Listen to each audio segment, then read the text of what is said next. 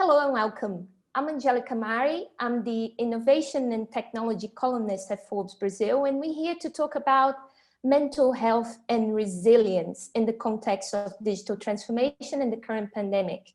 And I'm here with someone who barely needs introduction, Arianna Huffington. She's known by some of you as the founder of news website, The Huffington Post, but many of you will also know her work at Thrive Global, a behavior change tech company that she started in 2016. Hi, Arianna, welcome and great to be with you today. Thank you so much for your time. Thank you, Angelica. Great to be with you. You are a speaker at SAP now later this week, and I'm sure you have a lot of interesting things to say, and it's an honor to be able to cover some of the topics that you'll be discussing there with Christina Palmaca. And I think a good starting point is inevitably your take on how employers are treating the issue of mental health since the pandemic started, and thinking really about how employers feel may seem trivial for businesses that are just fighting to survive, or for startups that take pride on overworking their employees. So why is that important? Well, the reason, Angelica, why it's so important is there is a very direct connection between mental health, mental resilience, and productivity and business metrics. And so employers who care about their business need to take mental health and resilience very seriously. That's why we're so excited to be working with Christina and SAP to be able to bring our Thriving Mind mental health program and app to their employees, and so that we can both help employees in their own lives, but also in the way they show up for work and in the impact they are having on the business. Okay, so yes, very explicit link there between mental health and productivity. And just talking about the weakest link in this whole scenario, I often hear from women that at the start of the pandemic, it was perfectly acceptable for children to poke their heads into the video conference. And now it seems that the empathy seems to be vanishing, and women are more overworked than ever working from home. Could you tell us about the importance to keep that momentum going, and why male managers should care about this? Well, again, what we're recognizing more and more, and we have so much data on that, is that if your employees are stressed out of their minds and have to navigate, children, homes, work, they're not going to be able to deliver at their best. And so there is a clear connection between the resilience of your employees and the impact on the business, including when it comes to metrics like attrition, healthcare costs, etc. So this is an incredible time for us to be able to recognize what was true even before the pandemic, but it's critical right now. And we love that Christina has been such a champion of mental health. And now there is obviously a greater need to address this crisis than ever. Right. And another topic that we're hearing a lot these days with everyone having to stay put at home due to COVID is digital transformation. I was reading a really interesting piece that you wrote in August, where you argued that adding a human layer is key to that great reset, new normal, however you want to call it. And you also mentioned that some of the examples and tools and strategies that your company is using to help companies to make that human-led digital transformation. Could you take us through some of them? Yeah, so first of all, obviously the digital transformation is essential. You know, you and I would not be able to be communicating without great video conferencing. And we cannot safely return to work without great digital tools for contact tracing, elevator protocols, optimized workflows, etc. But you can have the most amazing digital products. And if I'm so anxious that I can't concentrate, it doesn't really do much good. That's why I'm saying that at the heart of digital transformation is an individual who is present and able to work.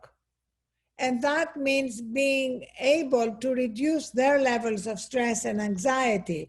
And there are so many tools and techniques available. At Thrive, we offer a SaaS product, a behavior change app that helps through what we call micro steps, Angelica, which are small daily incremental steps that help people connect with their own peace and resilience.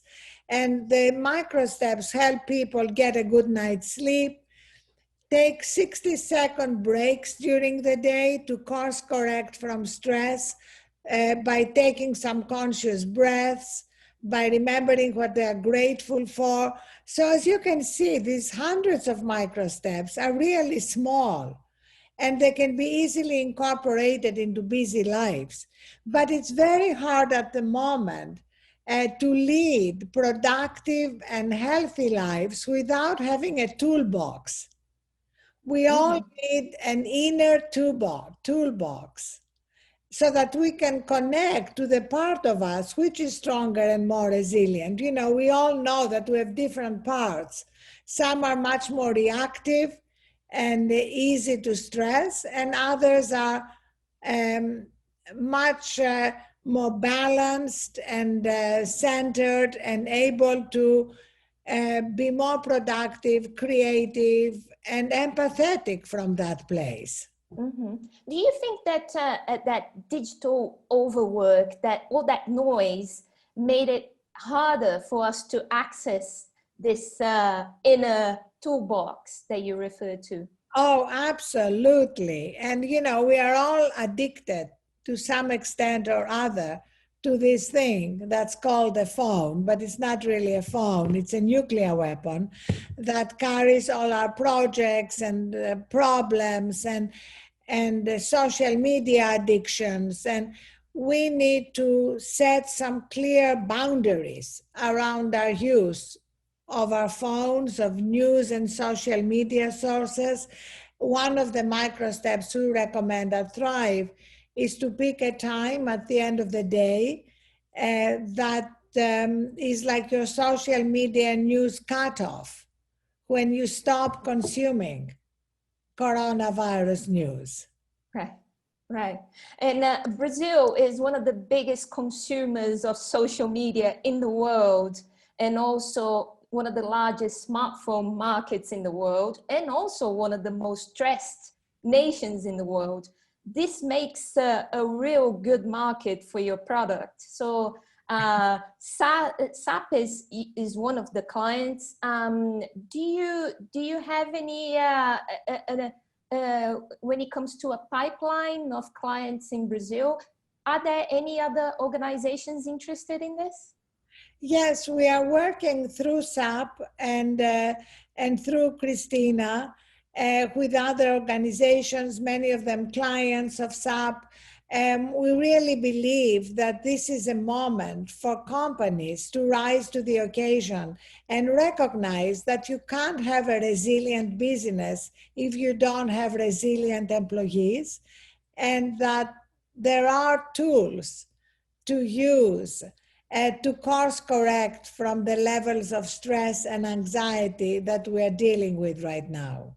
Right. So would your app become in the suite of SaaS products that a company consumes, would your product be just as commonplace as an expense platform, let's say? Well, Angelica, that's a fantastic question. That is our hope. And in fact, we've just developed a mental resilience dashboard So not only do we want the employees to have a wrap like a mental health coach in their pocket, but for management to be able to see in an anonymized way, of course, where their employees are, where the company is, what is your resilience score? And also, what is your risk of burnout score? As you implied, companies now have a dashboard for everything, for P&L, for customer success, for sales, for everything, but they don't have a dashboard for their human capital.